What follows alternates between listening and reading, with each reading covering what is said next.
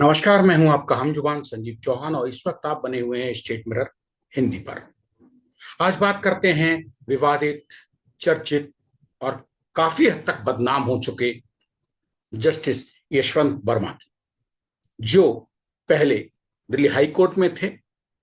Delhi fire service उनके घर में पहुंचती है आग बुझाने, और वहां दिल्ली फायर सर्विस को मिलते हैं बहुत सारे, बड़ी तादाद में नोट स्टोर रूम में। जब नोट मिलते हैं तो बवाल मचना तय है, क्योंकि दिल्ली हाई कोर्ट का जस्टिस है जिसके यहाँ नोट मिलते हैं।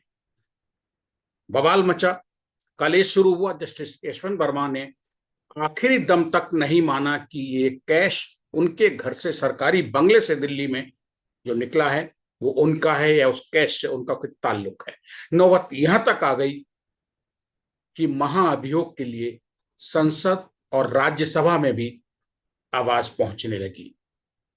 200 से ज्यादा सांसदों ने सिफारिश कर दी कि जस्टिस यशवंत वर्मा के खिलाफ महाअभियोग लाया जाए। लेकिन महाअभियोग लाया जाए ये अलग प्रक्रिया है, उनको रिमूव करने की।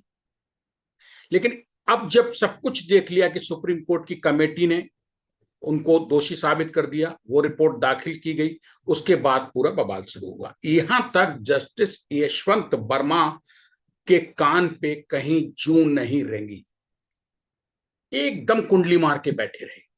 अब तमाशा शुरू कब हुआ? जब जस्टिस यशवंत वर्मा को लगा कि महाअभियोग की प्रक्रिया शुरू हो चुकी है, वो तुरंत अपनी खाल बचाने के लिए न्याय का सहारा लेके पहुंचे कहां? सुप्रीम कोर्ट में याचिका दायर की। और वकील कौन? वही वकील सब कपिल सिब्बल, जो इसी तरीके के चर्चित, विवादित बदनाम मामले लेते हैं। हाई प्रोफाइल मैटर है। कल तक दिल्ली हाई कोर्ट के जस्टिस रहे यशवंत वर्मा, जो अब इलाहाबाद हाई कोर्ट वापस जा चुके हैं। ये अलग बात है कि यशवंत वर्मा को जब दिल्ली से इस नोट कांड के बाद वापस उनके मूल हाई कोर्ट यानी कि इलाहाबाद हाई कोर्ट भेजा गया, तो वहां के वकीलों ने कहा ये कूड़ा कचरा करकट हमारे यहाँ क्यों वापस भेज रहे हो, हमें इसकी जरूरत नहीं है। ये एक व्यक्तिगत अपने अपने लोगों की बात है। कुल जमा 28 जुलाई 2025 को भारत के सर्वोच्च न्यायालय में सुनवाई हुई उस याचिका पे, जो अपने बचाव में दाखिल की, अपने को बचाने के लिए दाखिल किया, अपने को बेदाग साबित करने के लिए तमाम दलीलों के साथ बाजरिए अपने वकील कपिल सिब्बल सुप्रीम कोर्ट में दाखिल की गई थी, जिसपे आज बहस हुई। सुप्रीम कोर्ट ने उसको सुना। सुप्रीम कोर्ट ने यह पूछा कि आखिर यशवंत वर्मा जी, आप तब तक कहां थे या अब तक कहां थे जब हाई कोर्ट, सुप्रीम कोर्ट सबने जांच की। सुप्रीम कोर्ट की द्वारा गठित कमेटी के सामने भी आप पेश हुए, आपने वहां अपना पक्ष क्यों नहीं रखा? आप सीधे सुप्रीम कोर्ट में याचिका देने आए, आपको यहां से क्या हेल्प मिल जाएगी? सुप्रीम कोर्ट का सवाल 100% का था। लेकिन यशवंत वर्मा के जो वकील कपिल सिब्बल हैं, जाहिर सी बात है वकील हैं, कपिल सिब्बल हैं, तो वो कैसे चूक जाएंगे सुप्रीम कोर्ट में बोलने से? वो भी कोई मुवक्किल उनका जस्टिस यशवंत वर्मा जैसा जज हो, जिसके घर से बड़ी संख्या तादाद में जले हुए, अधजले या बिना जले साबुत नोटों की बरामदगी हुई हो। जाहिर सी बात है हर मुवक्किल को उसका वकील बचाता है। कपिल सिब्बल ने जो तर्क दिए, वो कोई भी तर्क सुप्रीम कोर्ट के दिमाग में, गले में आसानी से नहीं उतर रहा था। सुप्रीम कोर्ट ने पूछा कि जस्टिस यशवंत वर्मा यानी कि आपका मुवक्किल, जब 3 सदस्यीय कमेटी जांच कर रही थी, वहां पेश हुआ, वहां जाके कुछ क्यों नहीं बोला? तो कपिल सिब्बल ने सुप्रीम कोर्ट को बताया कि उनके मुवक्किल को बोलने का ठीक तरीके से मौका नहीं दिया गया। तो सुप्रीम कोर्ट ने फिर कहा कि आप ऐसा किस आधार पर कैसे कह सकते हैं? और कपिल सिब्बल ने जो दाव चला ये कि उनको बोलने का मौका नहीं मिला उस कमेटी के सामने, जो इस नोट बरामदगी कांड की जांच के लिए सुप्रीम कोर्ट द्वारा गठित की गई थी। तो इसकी दलील में उन्होंने कहा, सुप्रीम कोर्ट ने कहा वो तो मौके के लिए ही थी, वहां आपको बोलना चाहिए था, आप ये अपील लेके सीधे सुप्रीम कोर्ट आ गए, इससे क्या हल होगा? कुछ नहीं होगा। तो आए बाएं दाएं करने लगे कपिल सिब्बल। वही अपनी जिद, हमारा मुवक्किल सही है, हमारे मुवक्किल ने कुछ नहीं किया। लेकिन सुप्रीम कोर्ट जो है वो सबूतों और गवाहों से चलता है।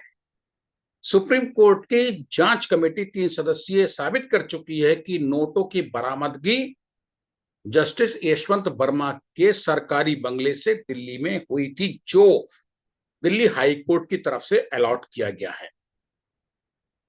अब इसमें जब स्टेट में हिंदी ने 2-3 दिन पहले दिल्ली हाई कोर्ट के ही रिटायर्ड जस्टिस एसएन धिंगरा यानी शिव नारायण धिंगरा से बात की थी, तो उन्होंने तो साफ और दो टूक कह दिया था, कपिल सिब्बल की बात छोड़िए, वकील है, वो अपने मुवक्किल को बचाने के लिए किसी भी हद तक जाएंगे। लेकिन अगर दिल्ली हाई कोर्ट का ही कोई रिटायर्ड जस्टिस एसएन धिंगरा जैसी शख्सियत जो बेदाग है देश में, जुडिशरी में भारत की, वो ये कहे कि जस्टिस यशवंत वर्मा किसी आम अपराधी की तरह व्यवहार कर रहे हैं, जिसके पास से सामान बरामद हो चोरी का या गलत, और वो कोर्ट में जाके कहता कि पुलिस ने जबरदस्ती उसको फंसा दिया है, तो ये सामान्य अपराधी की तरह व्यवहार करना एक जस्टिस के लिए ठीक नहीं लगता है। इससे पूरी जुडिशरी सिस्टम जो है वो कहीं काले साए के, काली धाराओं के रेखे में फंस रही है। ये बात एसएन धिंगरा ने मुझसे 2-3 दिन पहले एक एक्सक्लूसिव बातचीत में कही थी। जस्टिस शिव नारायण धिंगरा निर्विवाद हैं, कभी इधर का उधर नहीं बोलते हैं, उनको किसी इधर को लेने से मतलब नहीं है, लेकिन जो बोलते हैं वो दो टूक सटीक और खरा बोलते हैं। वो ये कह रहे थे कि अगर थोड़ा सा भी स्वाभिमान बचा होता जस्टिस यशवंत वर्मा का, तो वो पद से नैतिकता के आधार पर इस्तीफा दे देते। लेकिन वो ये भी कहते हैं कि जस्टिस यशवंत वर्मा का सोचना है, उन्होंने जो सोचा होगा अपने हित में सोचा होगा, वो सुप्रीम कोर्ट गए, याचिका लगाई, ये हर आदमी अपने बचाव में करता, उन्होंने किया। लेकिन कपिल सिब्बल की जब दाल नहीं गल पाई सुप्रीम कोर्ट में, तो जाहिर सी बात है वो सीधे तौर पे घुमा के देखा जाएगा तो वो यशवंत वर्मा की ही दाल नहीं गली है सुप्रीम कोर्ट में। आगे क्या होगा इस पे बुधवार को यानी कि 30 जुलाई 2025 को सुनवाई होगी, और फिर आज यानी कि 28 जुलाई 2025 से ज्यादा गर्मा गर्मी सुप्रीम कोर्ट में माहौल देखने को मिल सकता है, क्योंकि कपिल सिब्बल किसी भी कीमत पे ये नहीं मानेंगे कि उनका मुवक्किल यानी कि विवादित, चर्चित और बदनाम हो चुके काफी हद तक जस्टिस यशवंत वर्मा दोषी हैं। वो बार बार यही कहते हैं ये रुपए उनके अदालत से, उनके कोठी से, सरकारी से दिल्ली में नहीं मिले हैं। सवाल ये कि वो फिर रुपए किसके हैं, और इतनी बड़ी तादाद में रुपए रखे हुए थे तो वो रुपए फिर थे किसके, किसने भेजे, क्यों भेजे, और 100% का फिर घुमा फिरा के एक सीधा सच्चा सवाल कि जस्टिस यशवंत वर्मा की कोठी में इतनी बड़ी रकम रखी और जल जाती है, लेकिन वो जस्टिस यशवंत वर्मा और उनके परिवार में सिक्योरिटी गार्ड हो को जहां परिंदा पर नहीं मार सकता है, किसी को कुछ ना पता हो।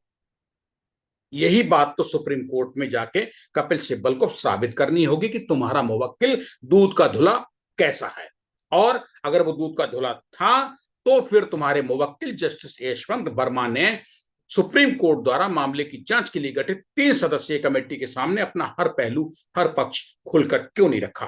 वो कौन सी मजबूरी, कौन सा रास्ता, कौन सा दाव पेच था जिसके चलते यशवंत वर्मा, जस्टिस यशवंत वर्मा को कपिल सिब्बल के जरिए, अपने वकील के जरिए सुप्रीम कोर्ट में याचिका दायर करनी पड़ी। ये किस उम्मीद में पहुंचे सुप्रीम कोर्ट। इसी के साथ अब आज तह तक की इस खास कड़ी में मुझे इजाजत दीजिए, और अब बुधवार को फिर मिलेंगे तह तक की ही दूसरी कड़ी में कि आखिर सुप्रीम कोर्ट में कपिल सिब्बल अपने मुवक्किल जस्टिस यशवंत वर्मा को कैसे पाक दामन साबित करने की कोशिशें करते हैं, वो कोशिश उनकी कामयाब होती है या नहीं होती है, सुप्रीम कोर्ट उनकी किस दलील को महत्वता देती है और किसको नहीं देती है, सब बुधवार यानी कि 30 जुलाई 2025 को साफ हो जाएगा। इसी के साथ अब मुझे यानी अपने दोस्त संजीव चौहान को दीजिए इजाजत। नमस्कार।